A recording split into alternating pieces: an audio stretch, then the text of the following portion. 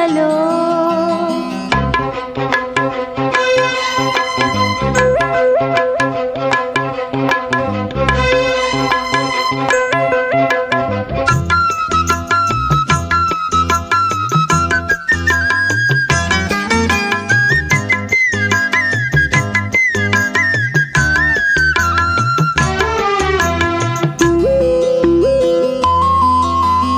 ఏ జన్మకే గమ్యమో తెలిసేది కాలానికే, ఏ పువ్వు ఏ పూజకో తెలిసేది దైవానికే.